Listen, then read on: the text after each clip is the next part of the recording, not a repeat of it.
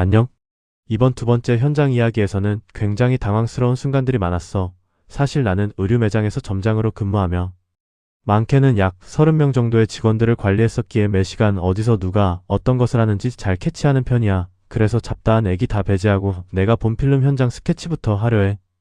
그렇다면 두 번째 현장 이야기 시작할게.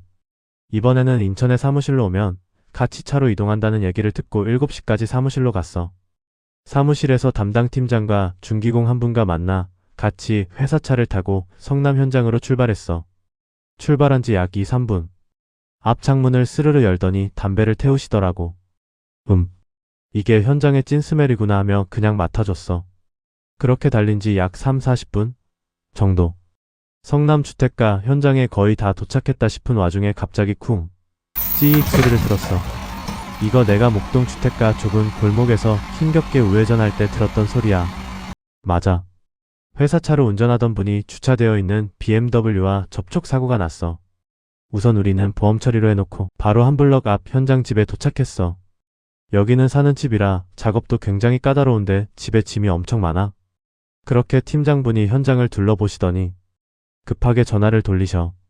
알고 보니 사진으로 견적을 냈는데 사진과는 너무 다른 현장이야. 하루에 다 끝내야 하는 집인데 불가능할 것 같다고 판단했어. 아마도 대표님이 인테리어 사장님과 그 사이 잠시 전화로 얘기를 한 것 같아. 도저히 기존 견적에는 맞지 않는 현장이라고 판단하셨는지 전화가 왔어. 결과는 현장 철수. 결국 오전은 거의 허탕치듯이 하고 다시 첫 현장이었던 안양으로 향했어. 어쨌든 다시 안양에 도착하고 어제 밑작업했던 그 아파트에 도착했어. 여기 오니 사람이 굉장히 많아. 기공 3분에 재단 1분, 막내 조공 1분. 이렇게 작업을 하고 계신데 어제 밑작업이 너무 느렸던 탓인지 아직도 밑작업이 안 끝난 듯해. 결국 다시 밑작업 투입. 샤시와 각 문틀 문짝에 프라이머 토포를 했어. 날씨가 풀려서 면에는 날리듯 바르고 굴곡진 부분들만 꼼꼼히 발라줬어. 그러다 정리하고 17시경 현장 마무리해서 현장을 끝냈어. 두 번째 현장 경험한 조공으로서 느끼고 관찰한 점을 알려줄게. 첫 번째, 내가 궁금한 것 중 하나는 재단하는 재단사는 과연 모든 부분들 재단 끝나고 시간이 많이 남을 텐데 뭘 할까 였어. 하지만 기술자 3-4분이 붙여나가며 작업하는 속도도 워낙 빠르기에 생각보다 재단사분 시간이 많이 남지는 않아. 그리고 재단사분이 재단한 것들 가져다 놓으며 주변 상황 보고 밑작업 완료해서 붙이면 되는 곳과 아직 밑작업도 안 된 곳을 파악하며 바로바로 기공분들이 붙일 수 있도록 순서를 생각해서 재단을 하셔서 굉장히 시야가 넓고 기공분들과의 티키타카가 중요하겠구나 생각이 들었어.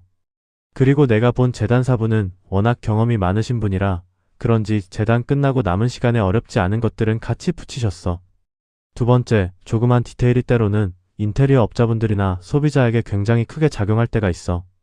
예를 들면 붙박이장 문을 떼고 다시 결합하는 과정에서 기존 나사 구멍에 나무꽂이를 끼워 결합을 해준다든지 하는 센스 같은 것들 말이야.